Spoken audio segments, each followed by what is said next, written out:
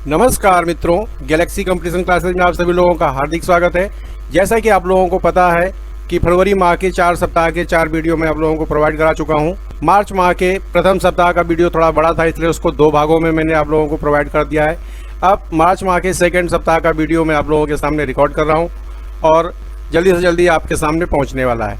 इससे पहले अगर आप चैनल में हैं तो चैनल को सब्सक्राइब कर लीजिए, बेल आइकन को दबा लीजिए ताकि नई वीडियो की जानकारी सबसे पहले आपको मिले। जिन लोगों ने पुरानी वीडियो नहीं देखी है वो लोग चैनल के प्लेलिस्ट में जाके पुरानी वीडियो देख सकते हैं, बहुत ही यूज़फुल होंगी। ज़्यादा कुछ ना कहते हुए चलिए वीडियो को शुरू करते हैं।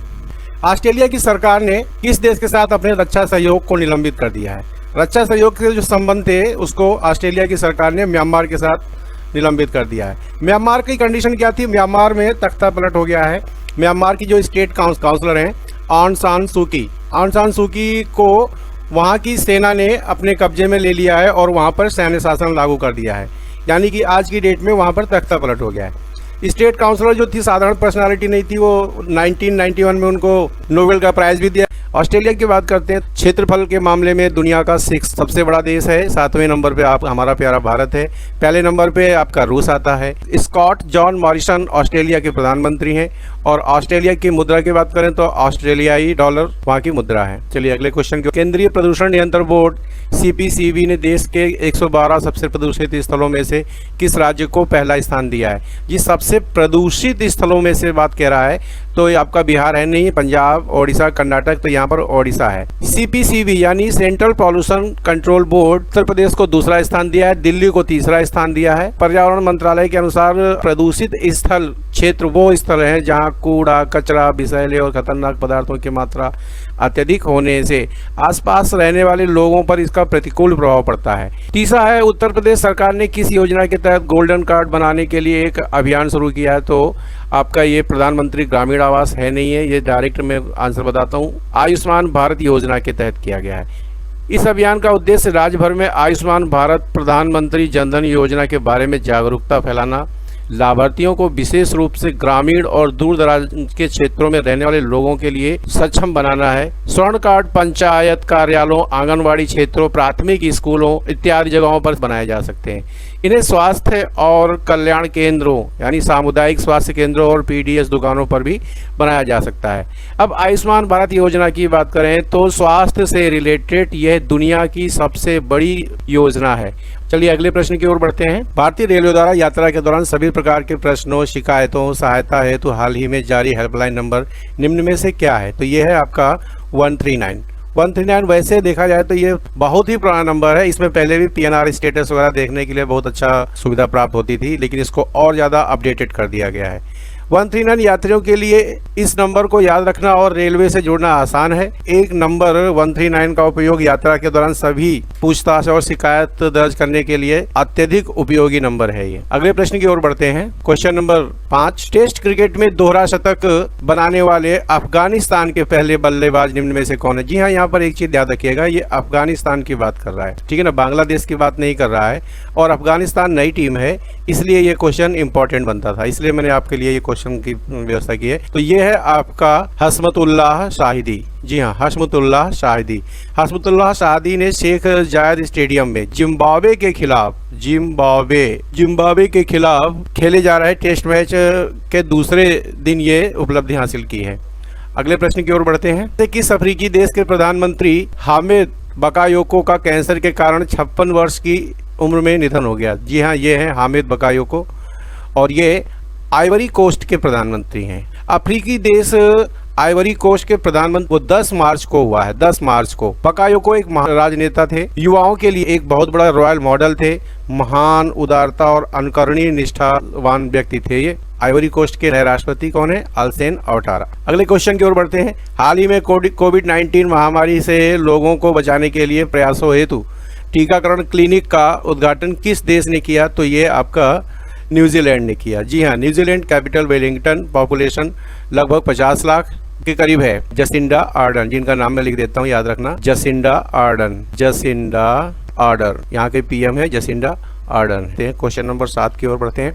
केंद्रीय प्रत्यक्ष कर और सीमा शुल्क बोर्ड ने हाल ही में अधिसूचित किया है कि वित्त मंत्रालय ने अनिवार्य ई इनवॉइस की सीमा को 100 करोड़ रुपए से घटाकर कितने करोड़ कर दिया है? तो ये कर दिया है आपका 50 करोड़ रुपया। यह नया नियम 1 अप्रैल 2021 से लागू होगा। क्वेश्चन नंबर 9, अमेरिका के हेरिटेज फाउंडेशन ने आर्थिक स्वतंत्रता सूचकांक 2021 जारी किया। इसमें भारत की क्या स्थिति है? तो देखिए, इसमें भारत की स्थिति 121वें स्थान पर है। 121वें स्थान पर 56.5 अंकों के साथ में 121वें स्थान पर है। और अगर हम एशिया की बात करते हैं तो पूरे एशिया वर्ल्ड में 121वें स्थान पर है। एशिया में इसका स्थान है 26वां। भारत ने व्यावसायिक स्वतंत्रता में अपने स्कोर में काफी सुधार किया है। अगर हम हेरिटेज फाउंडेशन की बात करते हैं तो 1995 में शुरू किया गया था। 148 देशों के विश्लेषण के माध्यम से वर्ल्ड में इंडिया का जो स्थान है 121वां स्थान है। बहुत अच्छा स्थान भी नहीं है, लेकिन लगातार इसमें सुधार हुआ है। और भी सर आप चाहें तो ये मैंने लिख रखा है, आप इसकी स्क्रीनशॉट ले रखते हैं। जैसे नंबर 1 पे आपका सिंगापुर लगातार दूसरी बार जो है नंबर 1 पे आया है, ठीक है ना। इसका कारण क्या है कि इसने अपने सरकारी खर्चों में काफ़ी सुधार किया है। दूसरे नंबर की बात करते हैं तो न्यूजीलैंड, तीसरे नंबर पर आपका ऑस्ट्रेलिया है, ठीक है। और एक खास बात इसमें यह है कि हांगकांग को इस रैंकिंग से बाहर रख दिया गया। पहली बार जो है हांगकांग को इस रैंकिंग से बाहर रखा गया है। इसका कारण ये है कि हेरिटेज फाउंडेशन ये कहता है कि हांगकांग की आर्थिक नीतियां अब चीन के सीधे नियंत्रण में, यानी आर्थिक नीति के मामले में इस समय हांगकांग स्वतंत्र नहीं है, और यही एक कारण है कि हांगकांग को इस रिपोर्ट से बाहर रखा गया है। चलिए अगले प्रश्न की ओर बढ़ते हैं। हाल ही में उत्तराखंड में डस्तलिक युद्धाभ्यास संपन्न हुआ, या भारत ने किस देश के साथ संपन्न किया?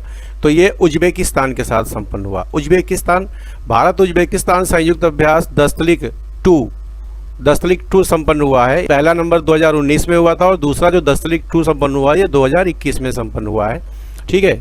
इसके अलावा अगर हम बात करते हैं तो जनवरी 2021 में भारत और फ्रांस की वायुसेनाओं ने राजस्थान में जोधपुर वायुसेना स्टेशन पर एक संयुक्त अभ्यास किया, जिसका नाम था डेजर्ट नाइट 21। और इसके अलावा भी यूएई ने अल धफरा एयरबेस में एक्सरसाइज डेजर्ट फ्लैग 06 में भाग लिया था। जी हाँ, डेजर्ट फ्लैग 06 ये यूएई ने किया था। चलिए अगले प्रश्न की ओर बढ़ते हैं। अगला प्रश्न है आपका 11वें नंबर पर, प्रधानमंत्री मोदी ने किन देशों के बीच मैत्री सेतु का उद्घाटन किया? मोस्ट इंपॉर्टेंट क्वेश्चन है, मोस्ट इंपॉर्टेंट। यह है आपका भारत और बांग्लादेश। भारत बांग्लादेश मैत्री सेतु का उद्घाटन किया इन्होंने। इससे क्या है कि त्रिपुरा, बांग्लादेश से त्रिपुरा जाने में एक सहज मार्ग त्रिपुरा वालों को और बांग्लादेश वालों को मिल जाएगा। यानी त्रिपुरा और बांग्लादेश में भारतीय सीमा के बीच जो रहने वाले लोग हैं उनमें जो है एक मैत्री सहयोग बनेगा। एक खास बात ये किस नदी पर बनाया गया है? तो ये फेनी नदी पे बनाया गया है। जी हाँ, फेनी नदी, ये फेनी नदी पे बनाया गया है। बांग्लादेश 1971 में इसका बांग्लादेश का फॉर्मेशन हुआ था। पहले यह पूर्वी पाकिस्तान के नाम से जाना जाता था। 1971 में जब इंदिरा गांधी उस समय भारत की प्रधानमंत्री थी और जब पाकिस्तान से युद्ध हुआ था तो पाकिस्तान हार गया था। उस कंडीशन में पूर्वी पाकिस्तान को बांग्लादेश के नाम से एक अलग देश बना दिया था, ठीक है ना। यहाँ की वर्तमान प्रधानमंत्री जो हैं आप देख रहे हैं ये शेख हसीना है, और इंडिया के आप जानते ही हैं। अगले प्रश्न की ओर बढ़ते हैं। भारतीय अंतरिक्ष अनुसंधान संगठन ने किस देश के साथ मिलकर उच्च गुणवत्ता वाली तस्वीरें लेने के लिए एक सिंथेटिक अपर्चर रडार विकसित किया है? याद रखिएगा, सिंथेटिक अपर्चर रडार ये आपका अमेरिका के साथ है। जी हाँ, अमेरिका के साथ है। इसे पृथ्वी अवलोकन यानी कि पृथ्वी की निगरानी करने के लिए उपग्रह मिशन निसार के लिए विकसित किया गया है। अब बात आती है निसार की। निसार क्या होता है? निसार जो है एन से है नासा, आई से है इसरो, और एस से है सिंथेटिक, ए से है अपर्चर और आर से है रेडार। इसरो की अगर बात करते हैं तो इसरो की स्थापना विक्रम साराभाई ने 1969, जी हाँ, विक्रम साराभाई ने 1969 में किया था। इसका मुख्यालय बेंगलुरु में। वर्तमान में इसरो के जो महानिदेशक हैं वो हैं के सिवान। जी हाँ, के सिवान। अगले प्रश्न की ओर बढ़ते हैं। बॉलीवुड के प्रसिद्ध किस अभिनेता को international federation of film award FIAF द्वारा सम्मानित किया गया? तो ये अमिताभ बच्चन जी हैं। जी हाँ, अमिताभ बच्चन, इसका सी सही है। खास बात बता दें, ये भारत के पहले एक ऐसे अभिनेता हैं जिनको FIAF का सम्मान दिया गया है, और इसको ये सम्मान जो है अभिनेता, जी हाँ, मार्टिन स्कोर्सेस और क्रिस्टोफर नोलन ने इनको ये प्रोवाइड किया है। और इन दोनों अभिनेताओं को 2019 में FIAF अवार्ड दिया गया था, ठीक है।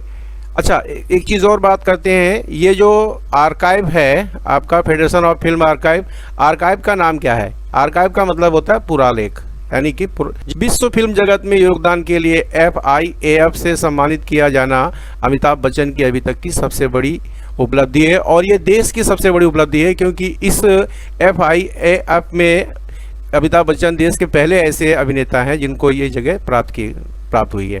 अगले प्रश्न की ओर बढ़ते हैं। उत्तराखंड के नए मुख्यमंत्री कौन बने हैं? तो तीरथ सिंह रावत उत्तराखंड के नए मुख्यमंत्री बने हैं। इन्होंने किसको रिप्लेस किया है? तो इन्होंने त्रिवेंद्र सिंह रावत को रिप्लेस किया है। अच्छा, बेबी रानी मौर्य कौन है? तो बेबी रानी मौर्य यहाँ की राज्यपाल हैं, ये आगरा से हैं। अमिताभ कौन है? तो अमिताभ कांत नीति आयोग के CEO हैं। चलिए और आगे बात करते हैं। अगर उत्तराखंड की बात करते हैं तो उत्तराखंड का जो फॉर्मेशन हुआ था, यानी उत्तराखंड की स्थापना 9 नवंबर सन 2000 में हुई थी। जी हाँ, सन 2000 में 1 नवंबर, 9 नवंबर और 15 नवंबर को क्रमशः 3 राज्यों की स्थापना हुई थी, छत्तीसगढ़, उत्तराखंड और झारखंड। ये 26, 27 और 28 नंबर के राज्य थे। भारतीय कॉन्स्टिट्यूशन में अनुच्छेद 164 के अनुसार राज्यपाल जो है मुख्यमंत्री को शपथ दिलाता है। चलिए अगले प्रश्न की ओर बढ़ते हैं। INS करेंज भारतीय नौसेना में जंगी बेड़े में शामिल किया गया, इसके संबंध में कौन सा कथन गलत? एक गलत क्वेश्चन छांटने के चक्कर में कम से कम 3 सही फैक्ट आपको याद रहे। तो देखिए कौन सा गलत कथन है, हम छांट के देखते हैं। यह भारत की तीसरी स्टील्थ स्कॉर्पियन श्रेणी की पनडुब्बी है, ये सही है। पूर्व नौसेना प्रमुख एडमिरल BS शेखावत, जी हाँ नाम सुना होगा, नौसेना प्रमुख एडमिरल BS शेखावत ने इस समारोह के मुख्य अतिथि के रूप में शिरकत किया, यह भी सही है। INS करेंज उत्तरी नौसेना कमान के पनडुब्बी बेड़े का हिस्सा है। अब देखिए यहाँ पर एक बात आती है, उत्तरी नौसेना कमान, उत्तर में तो हमारा हिमालय है, वहाँ पर पहाड़ी इलाका है, वहाँ पर तो समुद्र वगैरह कोई चीज़ है नहीं, तो उत्तरी नौसेना कमान हो ही नहीं सकती। तो यही ऑप्शन आपका गलत है। पुराना INS करेंज 1969 से 2003 तक भारतीय नौसेना का हिस्सा था। इस INS करेंज पश्चिमी नौसेना कमान के पनडुब्बी बेड़े का हिस्सा है, ना कि उत्तरी नौसेना कमान का। स्कॉर्पियन पनडुब्बियां दुनिया की सबसे उन्नत पारंपरिक पनडुब्बियों में से एक हैं।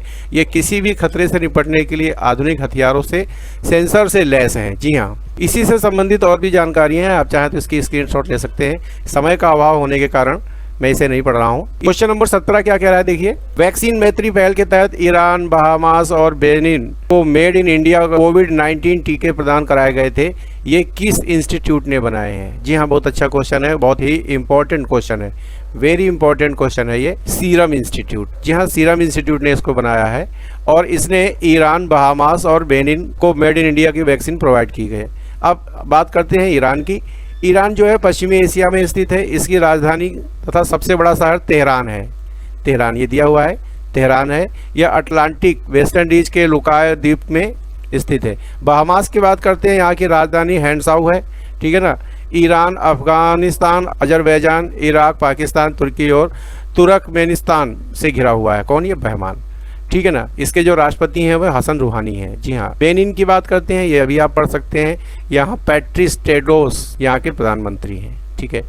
अच्छा, वैक्सीन मैत्री पहल के तहत भारत ने अपनी नेबरहुड पॉलिसी के तहत, नेबरहुड पॉलिसी यानी कि पड़ोसी फर्स्ट पॉलिसी के तहत जो है इन पड़ोसी राष्ट्रों को ये वैक्सीन, टीके की वैक्सीन प्रदान की है। भारत ने इसके सीरम इंस्टीट्यूट द्वारा बनाई गई एस्ट्राजेनेका वैक्सीन कोविशील्ड को भारत ने कई देशों को वैक्सीन डिप्लोमेसी के तहत ये प्रदान किया है। 1 मार्च तक, जी हाँ, 1 मार्च 1 मार्च तक 35 देशों को 36.37 बिलियन वैक्सीन खुराक भारत ने अभी तक प्रदान की है। इस मामले में भारत विश्व का नेता बन चुका है। चलिए अगले प्रश्न की ओर बढ़ते हैं। क्वेश्चन नंबर 18 क्या कह रहा है, देखते हैं। हाल ही में मॉरिशस ने किस तारीख को अपना 53वां स्वतंत्रता दिवस मनाया? जी हाँ, 12 मार्च को 53वां स्वतंत्रता दिवस मनाया।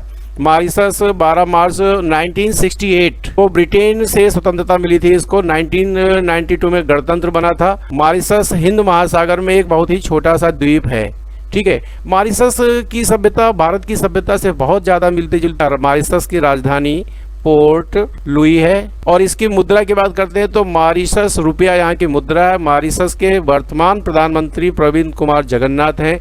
मॉरिशस 2020-21 में भारत के प्रत्यक्ष विदेशी निवेश FDI में चौथा सबसे बड़ा योगदान करने वाला था। यहाँ की कल्चर भारत के कल्चर से बहुत ज़्यादा मिलती जुलती है। चलिए अगले प्रश्न की ओर बढ़ते हैं। क्वेश्चन नंबर 19 कह रहा है, कौन सी महिला खिलाड़ी ने 10,000 रन बनाने वाली पहली भारतीय महिला क्रिकेटर बनी हुई है? चित्र देख के ही पहचान गए होंगे, इनका नाम है मिताली राज। जी हाँ, मिताली राज इंडियन वुमेन क्रिकेट टीम की इस समय कप्तान भी हैं। अच्छा, अगर वर्ल्ड लेवल पर बात करते हैं तो इंग्लैंड की शार्लेट एडवर्ड्स, जी हाँ मैं नाम लिखे दे रहा हूँ, शार्लेट एडवर्ड की पहली महिला हैं। और भारत की पहली महिला आप मिताली राज, जिन्होंने 10,000 रन पूरे किए हैं। मिताली राज को 2003 में अर्जुन पुरस्कार से सम्मानित किया था और 2015 में पद्मश्री सहित राष्ट्रीय और अंतर्राष्ट्रीय पुरस्कारों से सम्मानित किया जा चुका है। क्वेश्चन नंबर 20 की ओर बढ़ते हैं। उपभोक्ता मामले, खाद्य और सार्वजनिक वितरण मंत्रालय द्वारा ... मोबाइल ऐप शुरू किया गया। जी हाँ, तो ये आपका मेरा राशन मोबाइल ऐप शुरू किया गया है। पीयूष गोयल उपभोक्ता मामले, खाद्य और सार्वजनिक वितरण मंत्रालय के अतिरिक्त प्रभार सौंपा गया है। इसके मंत्री इस समय यही हैं। ऐप उन राशन कार्ड धारकों को लाभ देगा जो आजीविका की तलाश में नए स्थानों पर गए हुए हैं या वन नेशन वन कार्ड यानी ONORC के तहत ही ये ऐप बनाया गया है। चलिए आगे INS जलाश्व का मतलब होता है जल का अश्व यानी जल का घोड़ा। INS जलाश्व मेडागास्कर के अंटिसर नाना पोर्ट पहुंचा, क्यों? सीधी सी बात है, इसमें ए भी सही है, यानी कि 1000 मीट्रिक टन चावल वितरित करने के लिए पहुंचा था, ठीक है।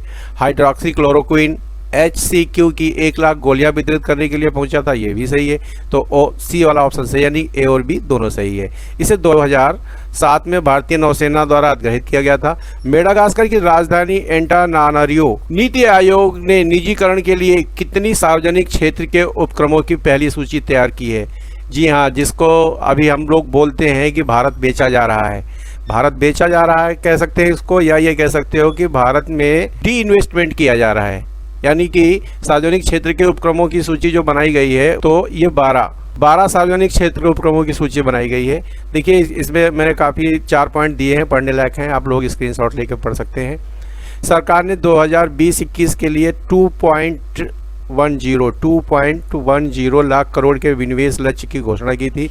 इसके तहत 90,000 करोड़ रुपए सार्वजनिक क्षेत्र के बैंकों और वित्तीय स्थानों के बिक्री से आएंगे। उसके बाद में बात करते हैं नीति आयोग की, तो यह एक अतिरिक्त संवैधानिक निकाय है जिसे 1 जनवरी, बहुत ज़्यादा पूछने वाला क्वेश्चन है, 1 जनवरी 2015 को इसकी स्थापना की गई थी। इसकी अध्यक्षता हमेशा प्रधानमंत्री के द्वारा की जाती है। उपाध्यक्ष राजीव कुमार खुल्लर हैं और वर्तमान CEO, मैंने आपको अभी पीछे आपको एक ऑप्शन में बताया था, अमिताभ कांत इसके वर्तमान CEO हैं। चलिए अगले प्रश्न की ओर बढ़ते हैं। हाल ही में हरियाणा के अलावा इस राज्य ने 75% स्थानीय लोगों के लिए निजी क्षेत्र में आरक्षण के लिए मंजूरी दी है, तो आपका ये है झारखंड। आंध्र प्रदेश एक ऐसा राज्य है जिसने सबसे पहले अपने राज्यों में 75% आरक्षण दिया था। सेकंड नंबर पे आपका हरियाणा है और तीसरे नंबर पे आपका झारखंड है। झारखंड का गठन वही 15 नवंबर 2000 को हुआ था। बिहार, उत्तर प्रदेश, छत्तीसगढ़, ओडिशा और पश्चिम बंगाल के साथ अपनी सीमा साझा करता है। झारखंड के राज्यपाल वर्तमान में द्रौपदी प्रसाद मुर्मू और मुख्यमंत्री हेमंत सोरेन हैं। चलिए अगले प्रश्न की ओर बढ़ते हैं। साहित्य अकादमी पुरस्कार 2020 किस को प्रदान किया गया? तो ये है आपके मणिशंकर मुखोपाध्याय। ये मोस्ट इम्पॉर्टेंट क्वेश्चन है सारी प्रतियोगी परीक्षाओं के लिए। मणिशंकर मुखोपाध्याय, उनके स्मरण इका एकादशी के लिए साहित्य पुरस्कार प्रदान किया गया। ये मैं इसको लिखे दे रहा हूँ, इका एकादशी के लिए जो है यह साहित्य अकादमी पुरस्कार इनको सम्मानित किया गया है। चौरंगी, सम्राट और सुंदरी, पुरोहित, हरपन, मणिशंकर मुखोपाध्याय की प्रसिद्ध पुस्तकें हैं। साहित्य अकादमी पुरस्कार की बात करते हैं तो इसकी स्थापना 1954 में हुई थी। यह 24 भाषाओं में आप कहेंगे तो 22 भाषाएं तो हमारे भारतीय संविधान में है, 2 भाषाएं और राजस्थानी और अंग्रेजी को जोड़कर 24 भाषाओं के लिए दिया जाता है। अगले क्वेश्चन की ओर बढ़ते हैं। हाल ही में संघीय ज्वालामुखी का विस्फोट हुआ या किस देश में हुआ? तो ये आपका इक्वाडोर में हुआ है। आप भी जानते हैं इक्वाडोर में कुछ ज्यादा ही ज्वालामुखियां हैं। आकाश में 8 किलोमीटर तक की ऊंचाई में जो है राख के बादलों के साथ ये फटा। जी, संघीय ज्वालामुखी सोना सैंटियागो प्रांत के वन क्षेत्र में स्थित है। इक्वाडोर की अगर बात करते हैं, रिंग ऑफ फायर के नाम से जाना जाता है। जी हाँ, ring of fire, FIRE, ring of fire के नाम से इसको जाना जाता है। किसको? इक्वाडोर को। बहुत ज्यादा क्वेश्चन ये पूछा जाने वाला है। इस क्षेत्र में 8 ज्वालामुखी हैं जो कि सुसुप्ता अवस्था में हैं और कभी कभार इनमें से एक आध फटती हैं। यह उत्तर पश्चिमी दक्षिण अमेरिका का एक देश है। कोलंबिया, पेरू, प्रशांत महासागर के साथ अपनी सीमा साझा करता है। ये इक्वाडोर की राजधानी की बात करते हैं तो न्यूटिको इक्वाडोर की राजधानी है और यहाँ के राष्ट्रपति हैं लेनिन मोरेनो। यहाँ के राष्ट्रपति हैं लेनिन मोरेनो। अगले प्रश्न की ओर बढ़ते हैं। यूपी सरकार ने हाल ही में इस जिले में काला नमक चावल महोत्सव का आयोजन किया। देखिए किस जिले में किया, सिद्धार्थनगर। सिद्धार्थनगर में काला नमक चावल का उत्सव का उद्घाटन किया। उद्घाटन किसने किया था? योगी आदित्यनाथ ने किया था। काला नमक चावल उत्पादन पूर्वी उत्तर प्रदेश में होता है। जी हाँ, पूर्वी उत्तर प्रदेश में होता है। यह उत्तर प्रदेश में कुछ जिले में ही one district one product ODOP के तहत है। इस महोत्सव का आयोजन उत्पादन को बढ़ावा और बाजार में इसकी उपलब्धता को बढ़ाना है, ठीक है ना। इसके अलावा झांसी में यहाँ स्ट्रॉबेरी महोत्सव, लीची महोत्सव और लखनऊ में गुड़ महोत्सव भी वन डिस्ट्रिक्ट वन प्रोडक्ट के का ही एक हिस्सा है। अगले प्रश्न की ओर बढ़ते हैं। ब्लूमबर्ग बिलियनियर इंडेक्स के अनुसार किस व्यक्ति के धन में सबसे अधिक वृद्धि हुई है? तो देखिए ये आपके गौतम अडानी है। तो Gautam Adani Bloomberg billionaire index के अनुसार नंबर 1 पर है, यानी कि सबसे ज्यादा इनके खजाने में वृद्धि हुई है। इनकी संपत्ति $16.2 बिलियन से बढ़कर $50 बिलियन हो गई है। और एक खास बात बता दें, एलन मस्क यानी कि जो दुनिया के सबसे ज़्यादा पैसे वाले व्यक्ति हैं, ये भी दूसरे नंबर पे हैं। जेफ बेजोस जो पहले सबसे नंबर 1 पे थे, आज दूसरे नंबर पे हैं, लेकिन संपत्ति बढ़ने के मामले में ये तीसरे नंबर पे हैं। अच्छा, इसमें जो कर्माइकर ऑप्शन दिया हुआ है, ये भी एक कोयला परियोजना है जो गौतम अडानी के कारोबार के विस्तार का ही एक हिस्सा है। ब्लूमबर्ग बिलियनियर इंडेक्स दुनिया भर में सबसे अमीर लोगों की रैंकिंग, दैनिक रैंकिंग है। ब्लूमबर्ग इसे 2012 से प्रकाशित कर रहा है। चलिए अगले प्रश्न की ओर बढ़ते हैं। उपभोक्ता अधिकारों और उनकी आवश्यकताओं के बारे में दुनिया भर में जागरूकता बढ़ाने के लिए विश्व उपभोक्ता अधिकार दिवस हर साल कब मनाया जाता है? 15 मार्च को मनाया जाता है। टैकलिंग प्लास्टिक पॉल्यूशन, ये इसकी थीम है, ये इसका लोगो है जो बनाया गया था। इस दिन का उद्देश्य यह सुनिश्चित करना है कि किसी भी उपभोक्ताओं के अधिकारों का सम्मान किया जाए और उन्हें किसी भी तरह से अनुचित बाजार दुर्भावना से बचाया जाए। 1986 अधिनियम की जगह उपभोक्ता संरक्षण अधिनियम 2019 का गठन किया। याद रखिएगा, इंपॉर्टेंट है। इस वर्ष के विश्व उपभोक्ता अधिकार दिवस का जो थीम था वो था प्लास्टिक प्रदूषण से निपटना, यानी टैकलिंग प्लास्टिक पॉल्यूशन। भारत में हर साल 24 दिसंबर को राष्ट्रीय उपभोक्ता दिवस मनाया जाता है, ध्यान रखिएगा। और विश्व उपभोक्ता दिवस की बात करते हैं तो 15 मार्च को मनाया जाता है। तो आज का वीडियो यही समाप्त होता है। अगर आप चैनल में नए हैं तो प्लीज़ चैनल को सब्सक्राइब कीजिए, लाइक कीजिए, शेयर कीजिए, अधिक से अधिक कमेंट कीजिए। वीडियो देखने के लिए बहुत बहुत धन्यवाद। आपका दिन शुभ हो।